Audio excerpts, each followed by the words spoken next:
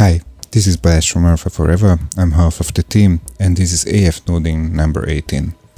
And in this session we are going to dive into complex sound design. We are not going to know the way we used to do until now, so this is an exceptional episode.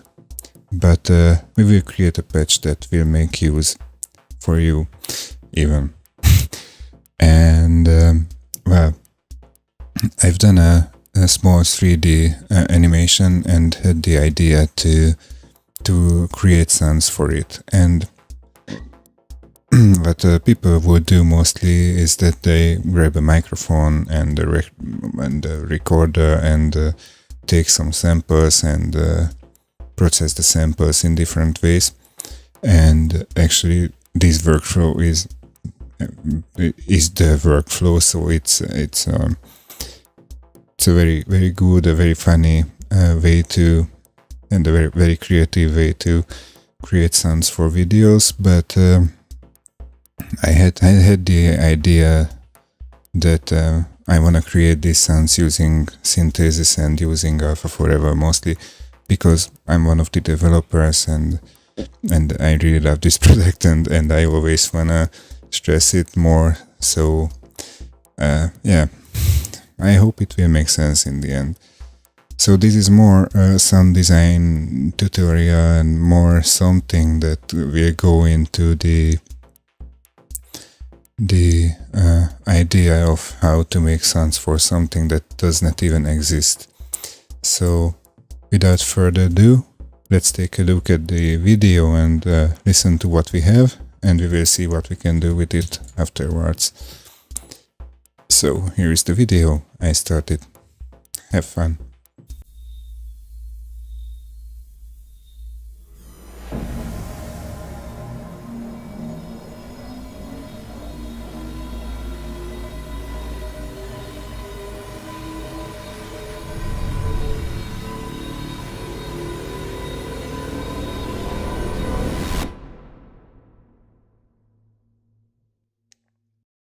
Yeah. Well, I'm not the most professional 3D artist ever. I'm not Beeple, I'm not Mike Penn and stuff, but I really love to do things like this, and I hope you liked it too. Anyways, this is not about the video, this is more about sound. And the challenge in such jobs is, well, this is not a job, this is something I like to do, but when you work professionally, then you have to be aware that sound is not only something that resembles reality.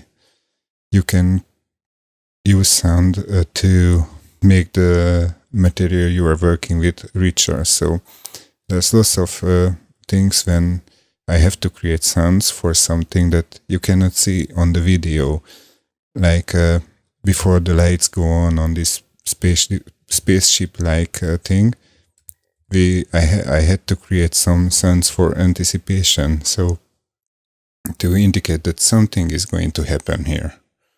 And I think this is a really interesting part of sound design, that in many cases you have to do something that's not visible anywhere, and you have no indication that you will have to do it. You just do it because of you feel like the need of it. So here I felt like that I have to indicate that something is going to happen, that maybe this spaceship-like thing that floats in the middle of that field will do something in a few moments, and when it happens, it happens like naturally. So it's not out of the box. It's okay. And the same thing goes when these cubes start to float. The sound, this swoosh-like sound, comes before they start to move. So this is just some basic thoughts for me. I usually work this way when I work with sounds. And even in the end, there's nothing happening. But it's not unnatural that we have a heavy swoosh-like sound in the end too.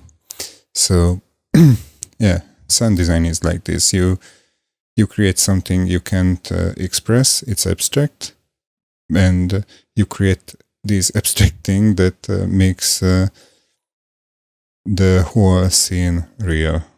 And it's a very important part, at least for me, and for many others too. So let's take a look at how I created these sounds, and I will simply mute all the other groups.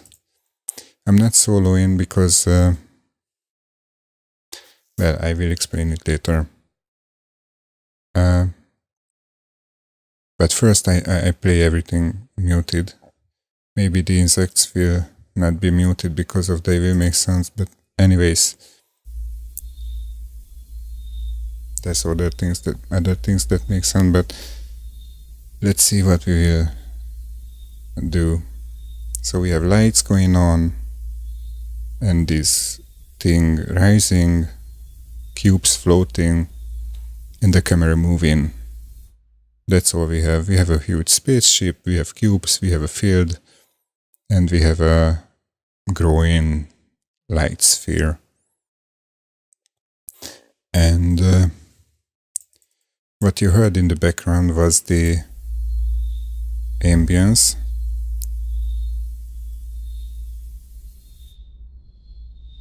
Where we have a bass rumble, like this. I turn off the insects too.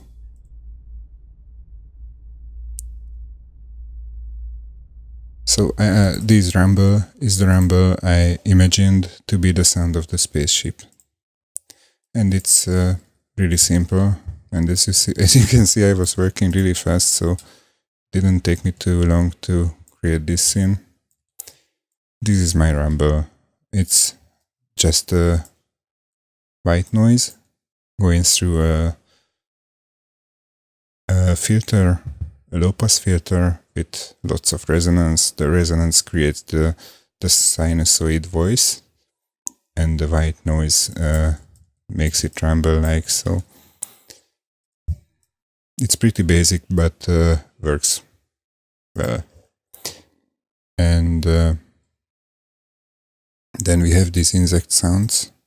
I placed 3 insects in the place. So if I start the sound with these,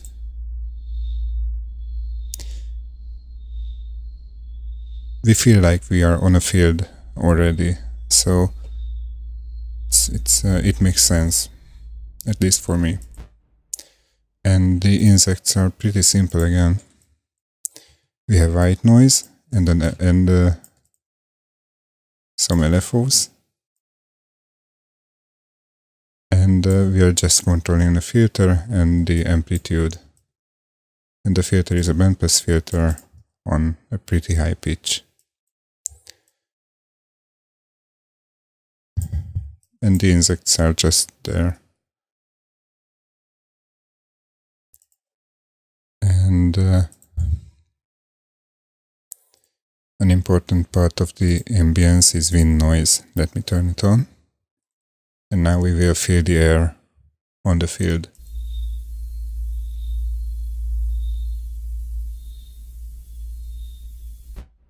And this is just high-pass filtered noise.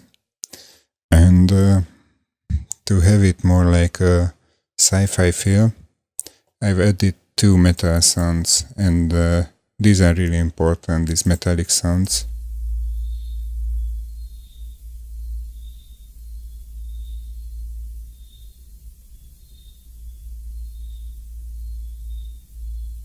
Sorry, maybe I have to turn these on as well. Yeah.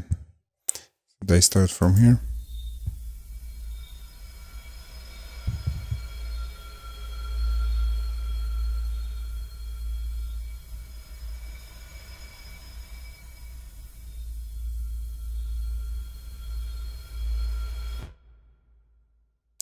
So these are again sounds that are not visible on the scene.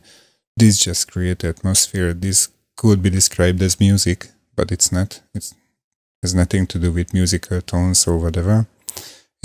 I've imagined it like some strange sound that this spaceship-like object emits, or something that happens when these all these strange things happen. This is just something that's an atmosphere of things that happen.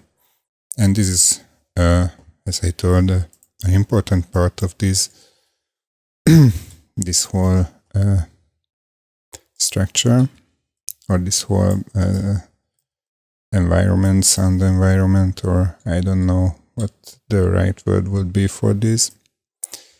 And it's basically just noise with amplitude modulation. So this LFO modulates the amplitude of the noise, and the noise is fed into a resonant bandpass filter, which is something that I often use. And I've created this X input, which is simply multiplying the frequency of the filter cutoff. So I convert it to frequency, multiply it with a wave, and convert it back to pitch. So I can go into the filter 2P node with pitch, and then the output is the bandpass filter output. And so I was able to detune based on the frequency and not on pitch, and this way I was able to create disharmonic things. I could have reached the same solution with simply modifying adding to the pitch value, but this way, the first time I was writing whole numbers here, and that's why I did it like this. And after this, we have a distortion part, which is just a 10H distortion, and we have a reverb in the end.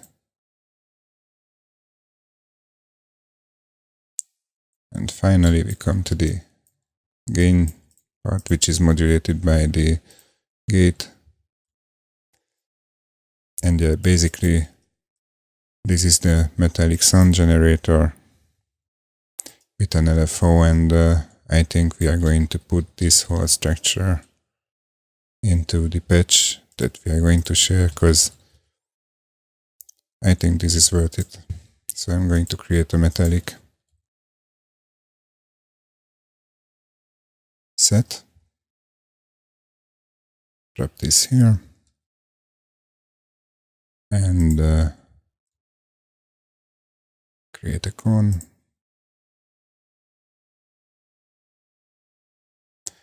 And actually I'm removing this LFO because that's not what we are going to need. And I just multiply the oscillator, the white noise, by the volume that comes in.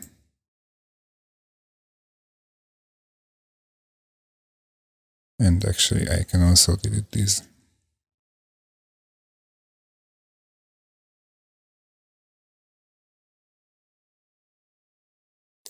So we are going to be able to control the volume of the noise oscillator,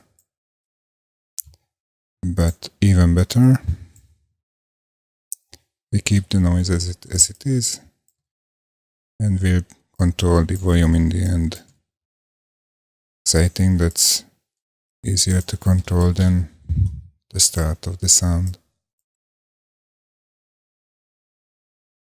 But no. I leave it the way it was, because this reverb is better if it waves. We have reflections there, and this way we have a nice volume. Yeah, this should do it. So this is our meta sound generator, and you can plug here an LFO, you can plug in an ADSR, and you will be able to create many things using this node. So we have this high metal, and we have this low metal, and we have the wind noise, and this is our ambience group. So, and we have the insects, and here comes the first sound design part is preparation. And with preparation, we sound like this.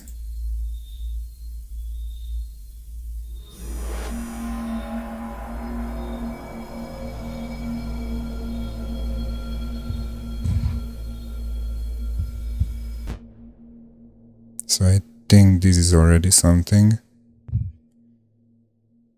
We have this servo sound, which is almost impossible to hear, so I think I'm going to delete these ambience and insect tracks because they are hard to mute. I will tell you later on why. And I will just play the preparation track again.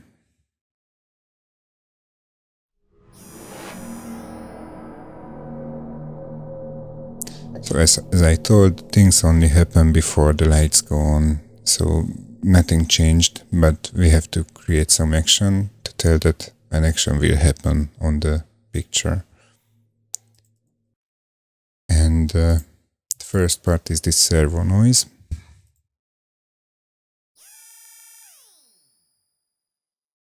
And this is a pretty tricky patch. I show you why.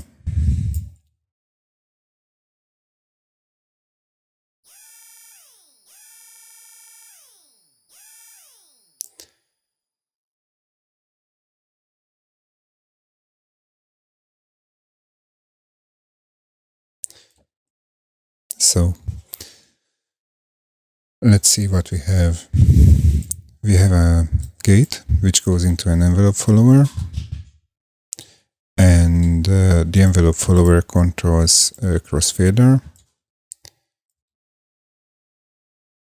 which is the crossfader's output goes into the frequency of an LFO, and this LFO gets inverted. Okay, this is a saw wave, so if we invert it, it's just an inverted saw wave, and it controls the read index of two arrays.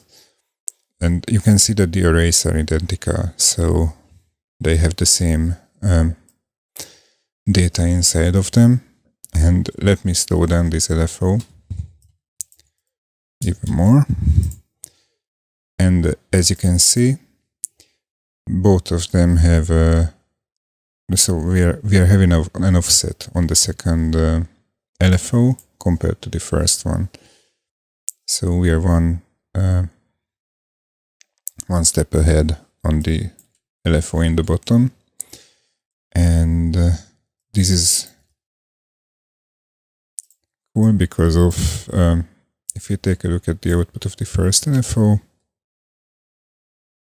or first array, we can see that it has this output, and if you take a look at the second one, it has an output too. And on the read index, we have the output of this saw wave multiplied by 64. And if I use the modular of 1, we have a saw wave that's length is the same as a step. And we can use this to crossfade between the two steps, which is basically linear interpolation. And as you can see, instead of steps, we have now a linear curve. So basically these 64 steps are 64 samples, and this is basically a sampler. And yeah, this is pretty cool that we are able to do something like this. But yeah, this is still not a sampler, but close to it. And the frequency of the LFO tells us how fast we read. We read the buffer. So basically this is pitching. And yeah, after this we have a chorus, and we go outside, and I just realized that we are in the 0 and +1 range the whole time. So probably it's a good idea to multiply the whole thing by 2 and subtract it from 1. So it's a better signal. Even though it sounds the same, we don't have a DC offset of 1 for this period. And I think it's cool to have this patch lying around, so I will also put these inside the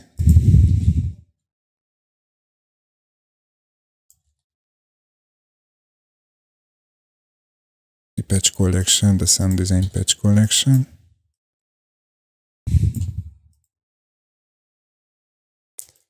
So here we have a gate input, and we will create inputs for attack and release.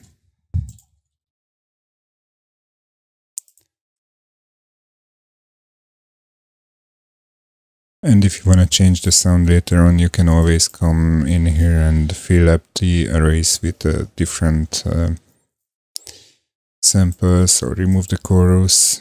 Actually, I can remove the chorus because it's something that I put there.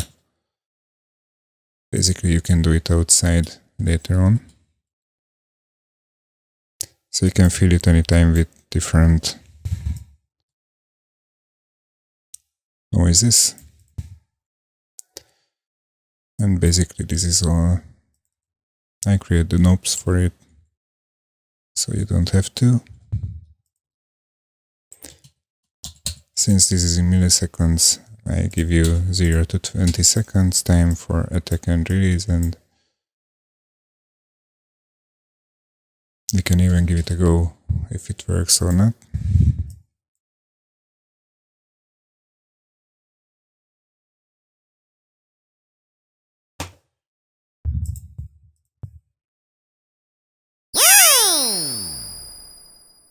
It works. It's loud as hell, but it works. Okay, so we had these metal things, we had the servo. Oh, we didn't have these yet. But let me close this guy. And let me close the servo. And let's go further to this prepare noise.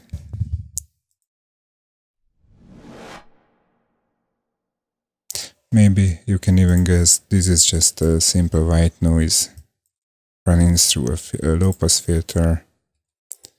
It's a bit distorted, and we have an EQ in the end. I don't think this is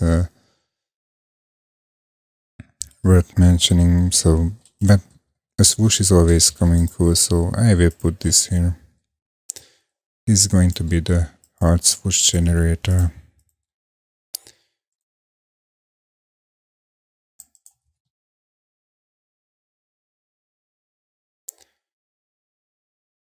Like this. Move it down. Place the notes inside. And simply create the gate, input, attack, release again. Gate, attack, release. And I'm not connecting the knobs. I create the same knobs here. Why not?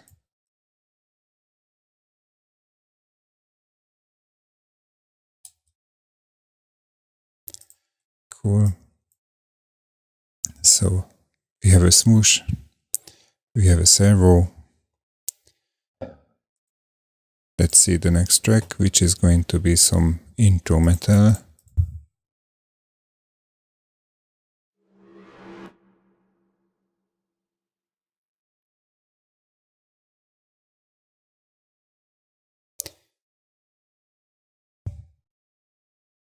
Close the noise.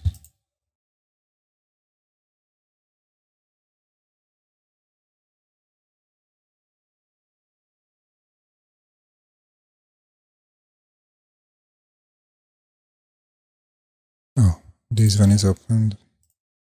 Sorry, I'm not closing Windows because of Ableton Live has some funny feature now that if I close a window, each window closes and I don't like it. So this is the metal intro, and as you can see, this is the same metal patch as before, maybe with different values, and instead of an LFO I use an envelope follower. We already have this. But actually these two create a huge part of the sounds that happen. So this is the release part.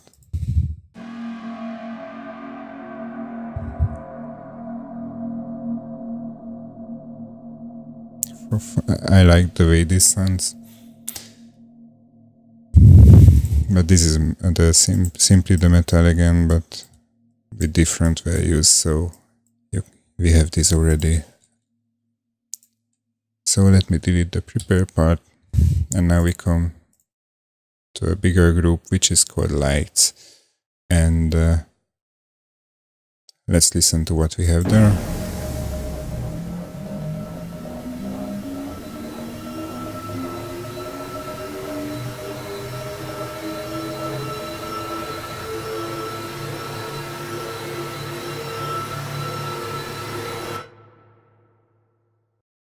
Yeah, lights. The first one is a sine hit.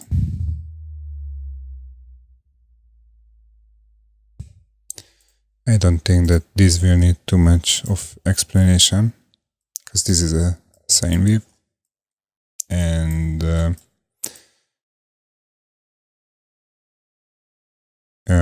yeah, we have basically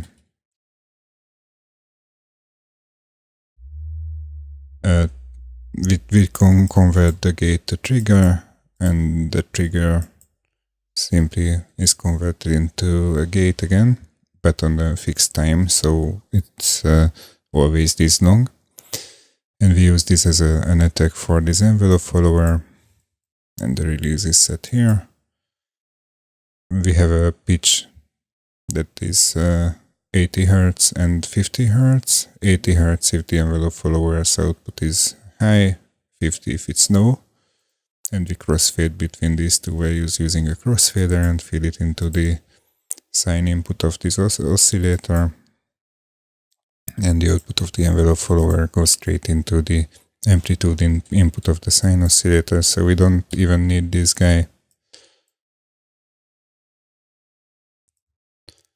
Here we go.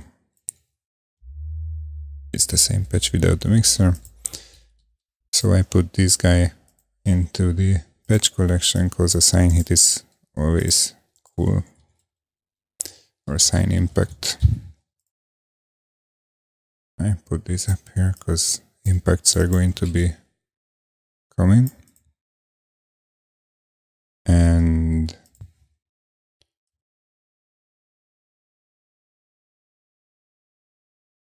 we only need a gate input, attack input, and the release input. That's all. And I can also imagine that you want to set the low pitch and the high pitch, so I create knobs for that too. And let's use the same knobs as here for attack and release. And let's create two more for the low and high. Low between, let's say 100 Hz, 50 and 100 Hz.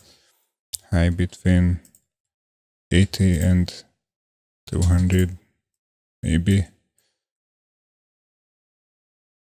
Anyways, that's our sine impact.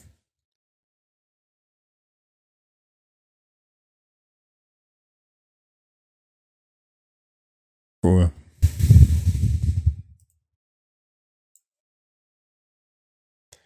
Let's see the next guy, which is called kick hit.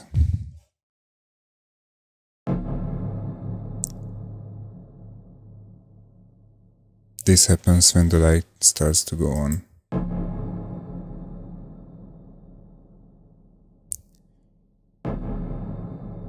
And let's take a look at it.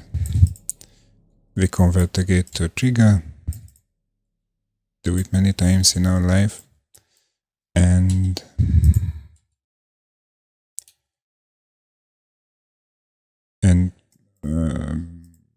connect the gate to an envelope follower with a short release, and that goes straight into a crossfader, which crossfades between 250 and 35 Hz. And we fit these into a sine oscillator, so as you can see, this is basically the same as the patch was before, except that we have a different envelope follower, which is only for amplitude modulation. So the amplitude has a different release than the pitch.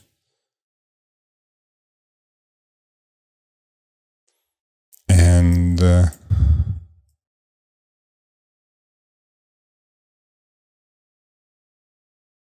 just cleaning it up first.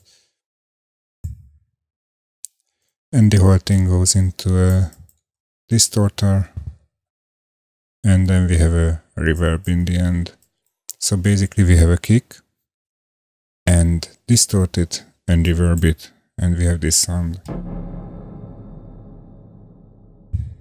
It's a nice impact.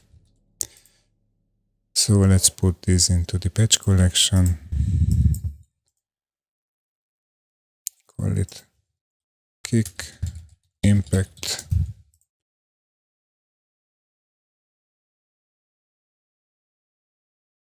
Paste the thing in. Create a cone.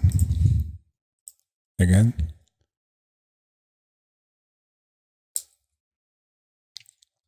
Add the gate input.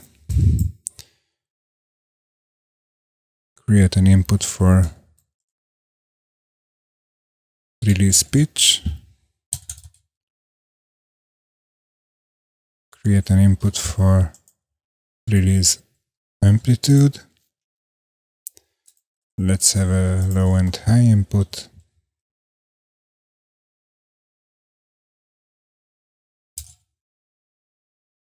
Let's have a distortion input. And a reverb drive. And that, no, we don't even need that. The reverb is now the character of this sound, so I don't wanna publish it. You can do it, you can use different settings, but for the time being this should be fine. Let's copy paste these guys.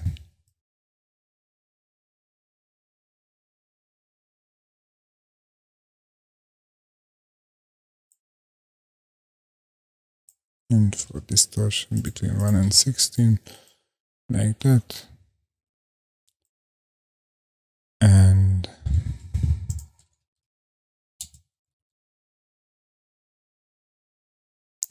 pitch release is more pleasant to read. This is amplitude release.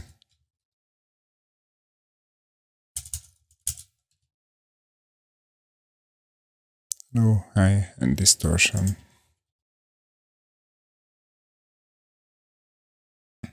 Here we go, we have our second impact. Let's see what comes next.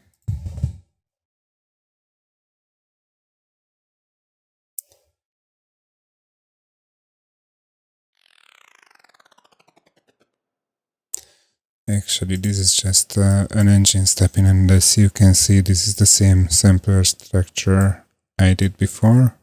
Filled it up with noise and made the same mistake of having only 0 and 1 values, but I didn't mind. Here comes an explosion hit. And such explosions are not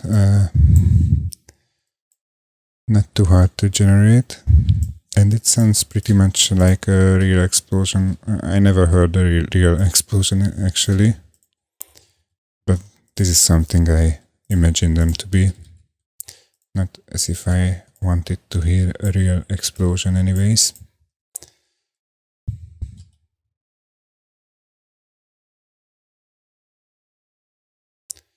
Yeah, maybe like this is okay.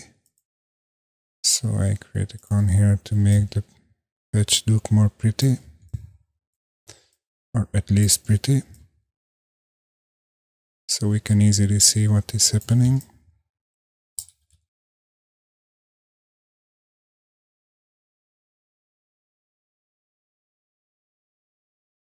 So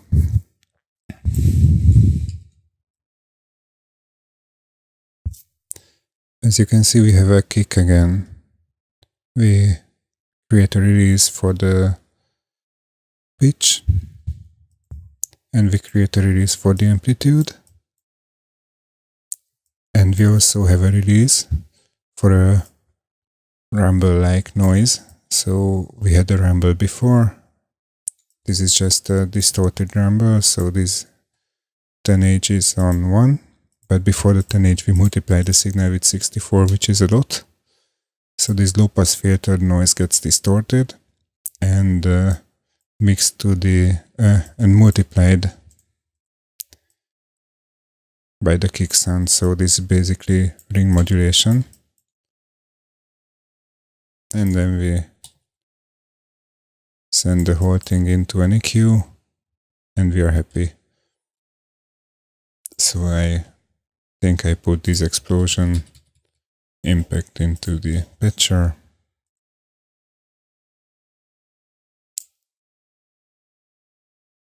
Like this. So I create the input.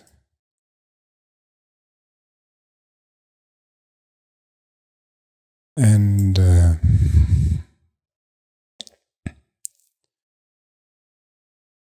yeah, actually here I wanna have release control mostly.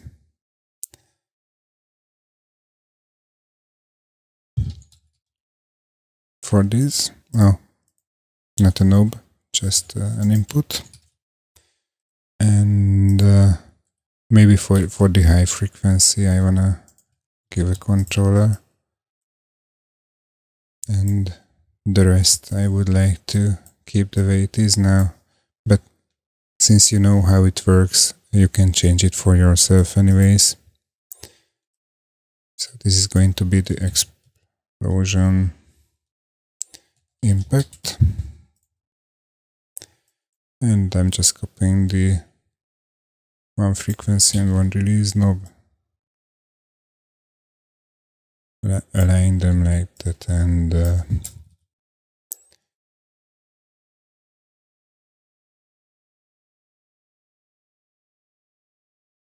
so yeah, that's the amplitude release, and this is just the high frequency.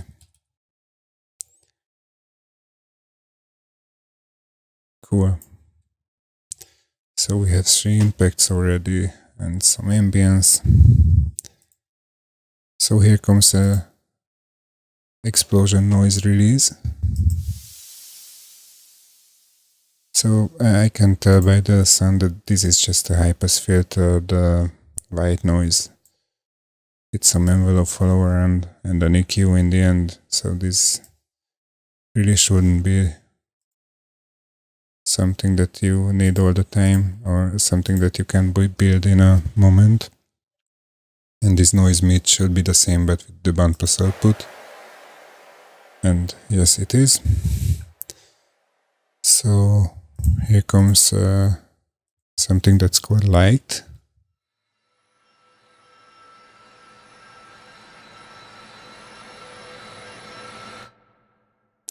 And this is the slowly attacking sound that you can hear.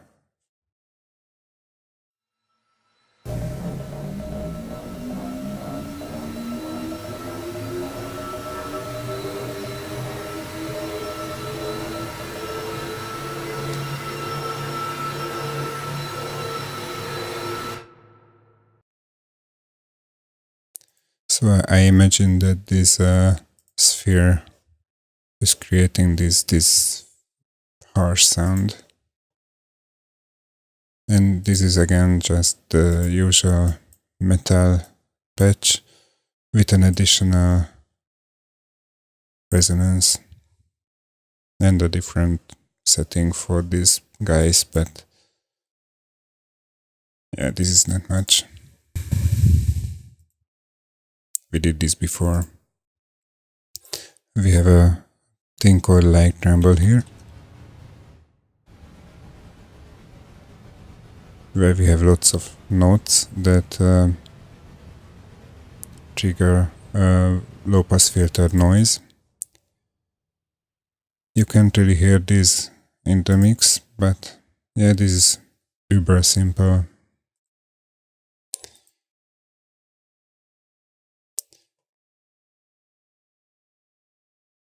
No, like this is uber simple. So we have low pass filtered white noise and an envelope follower releasing.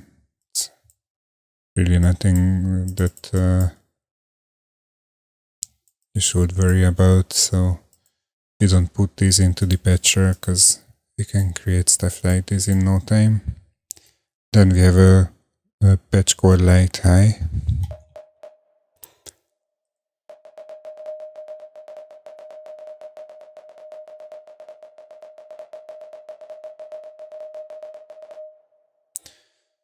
This sound was, the idea came from neon lights, so it turned them on, they blink and give some sinusoidal sound. And this is basically just a trigger fed into a 2-pole filter and resonating all the time. The pitch is based on this pitch, so stuff like this is already in the yeah, it's basically just a 2P filter. So we did this so many times that I don't think it's necessary to include in the patcher. Then we have a rise here.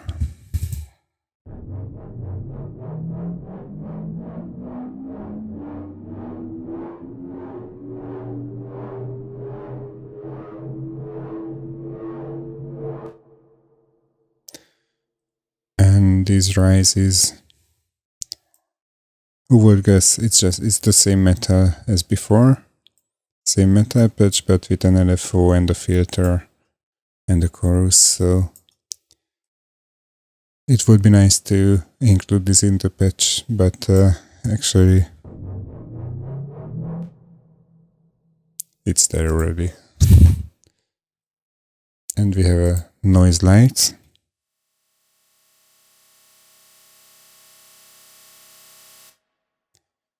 This is a strange little patch. I did this before I had the idea of that sampler-like thing. And this just grabs, so this part,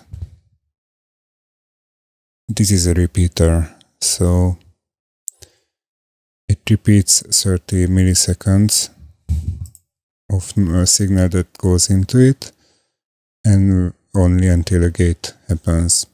So we feed white noise into the delay, and when the gate is active, the last 30 milliseconds get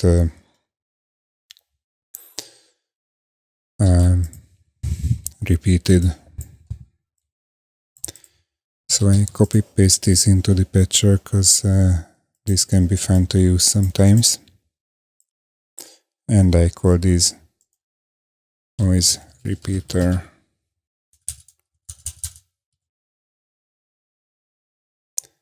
Paste it there.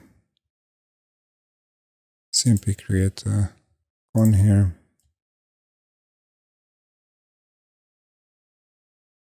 Create a gate. And I will only create a amplitude input, so you can create envelope followers and stuff and ADSRs whenever you want. It's only important to know that this gate is there. and we need a length input.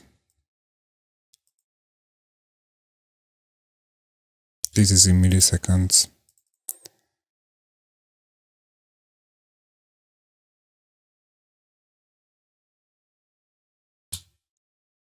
So let's say between 0 and 50, 3 and 50, no, 1 and 50. Yeah, like this. It should make sense and it should work. Okay.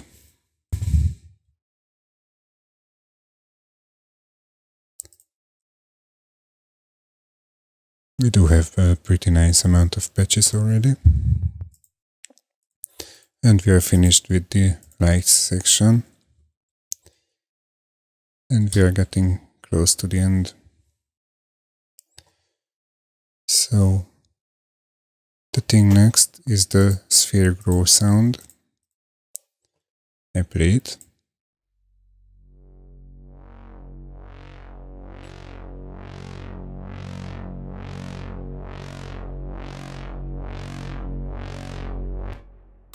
So as you can see, it's a simple pulse, a low-pass filtered pulse that gets more loud and loud as this sphere grows.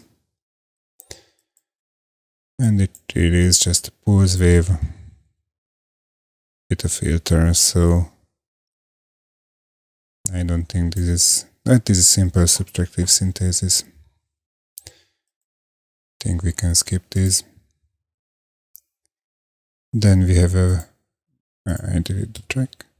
We have a group called cubes, and the first thing we are taking care of is this anticipate float thing, which is again something that we are using before something happens in the movie. I didn't hear the sound, maybe it's because of this is turned off. Let's see. Yeah, so this is a small noise burst, and what we want to keep from this is mostly this part. So let me show you why and what this is good for. All the rest is, as you can see, is like a kick, and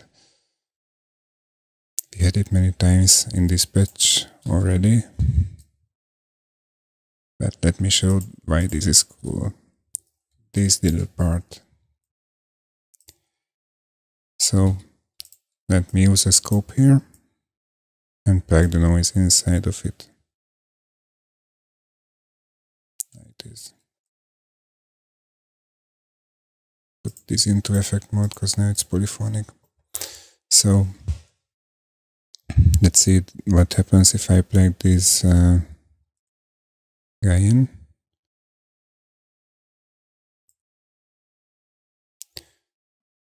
Okay, I plug it out. So now here we can see the noise itself. Now we want to see what happens if we only take a look at this. If it's 0, let's even use an absolute function here. It will be better. Between 0 and stuff. So if this is 0, then we always output 1. If as this value rises, the density of outputs is lower, which you can hardly see because if it's only audible when we are on a really high value. So like 0.95, you do it.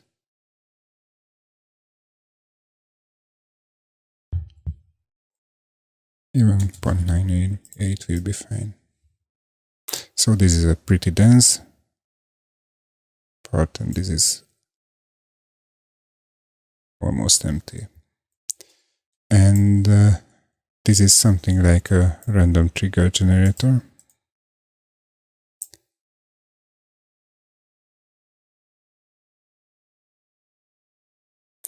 But we have parts when it's not a simple trigger, so we need a change here and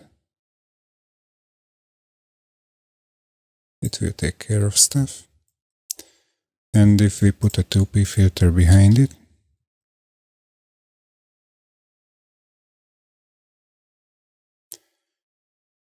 save it 50 and the resonance of 0.1 like this, then we get something that is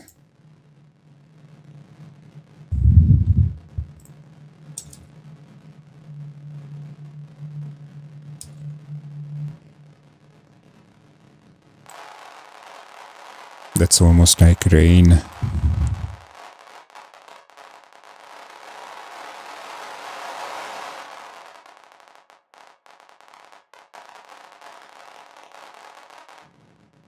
Or particles falling, or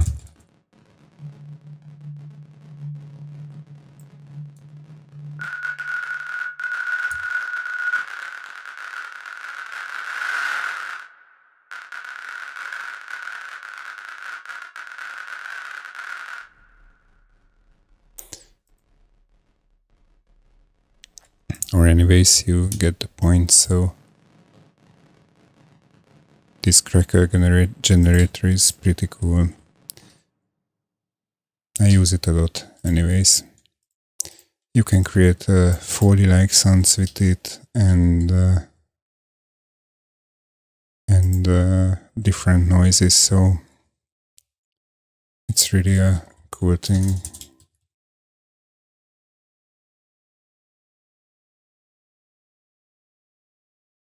And we can use a gate here.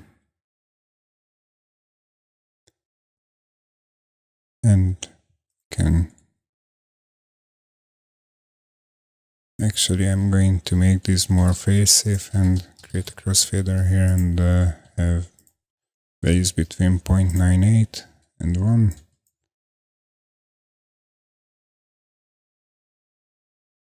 And create an input for density.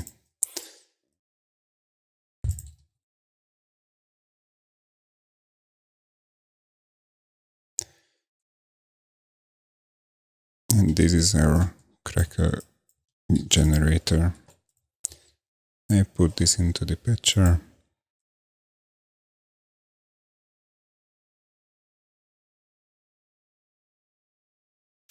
Like this. Create a loop here between 0 and 1 and we are fine. So that's again something that we have. Can delete it. Here comes a patch called So Deep.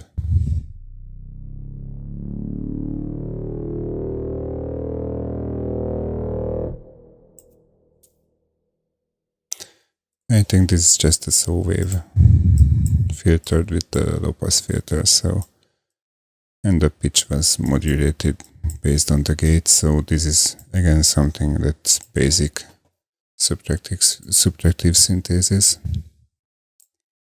And we have the triangle high pitch, which is more or less the same thing. The start of the patch is the same, but I've detuned the triangle wave, added a saw wave oscillator and distorted the hell out of it. And then in the end we have a low pass filter and stuff, so this is again something that's basic. Subtractive synthesis. Then we have a float patch here.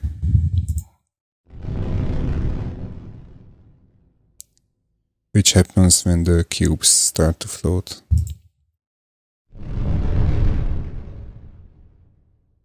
And as you can see, the sound happens before the movement because of I wanted to make it feel that below the earth there is already something happening.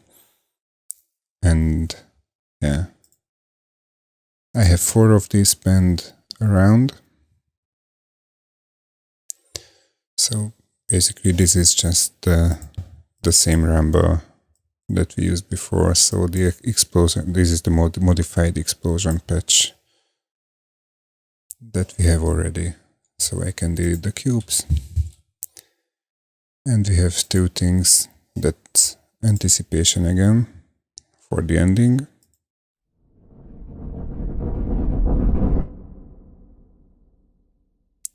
This should be a low pass filter distorted wave, so the same explosion as before. Sounds like wind noise, so it's pretty funny. And the second one is a distorted swoosh. And this is again the same patch as before, so you can do many things with a patch. And here we are in the end. There's one more thing that I didn't talk about, and let's see the movie without sound. We have a constant camera movement. We move forward, so sounds should not be static. And for this I've created two sends, and I've sent tracks here. One is called front, one is called rear. So we have and both are the same basically. They are stereo patches. And I have 3 all-pass filters on each channel. And all the all-pass filters have the same feedback value. And the delay values are prime numbers. On the left channel there are 1, 5 and 11 milliseconds. On the right channel there's 3, 7 and 13 milliseconds. And I've multiplied the delay times with one value, which is called position. And it's also populated as a controller. And if we take a look at the front automation, this position is automated. So as we move forward, everything that comes in gets modulated in a way. And on the rear we have the same patch, but modulated in the opposite direction. So this makes us feel that something that's before us is moving the opposite way than something that's behind us, and this makes sense. The difference in the things that is behind us is this low pass filter. So behind us frequencies get filtered. So this is something like a fake binaural effect, and all the tracks that we had were sent. The things that were in front of us and were ambient were only sent into this front track. So all the insects and all the rumble and the wind noise were running only through this front track, while the things that made a direct sound and that were more this abstract sound designish things, they were partly sent here and partly to the master. And some things that I was imagining that they come from behind also were sent to the rear part. And in the final mix then I think they sound pretty nice and realistic. And yeah, basically this is the end of the thingy. We have some patches that you can use for sound design purposes now. I am going to upload this to our site and share it with you. And I hope you will have fun with this little sound design patch. And I also hope you had fun with this video. So this was a bit different than usual. This was not about music. This was not about creating effects. This was something different. And for me it was a nice experience, and I think I'm going to make stuff like this only for the reason that I am making these animations anyways. So I have material to work with. Whenever I will have time, of course.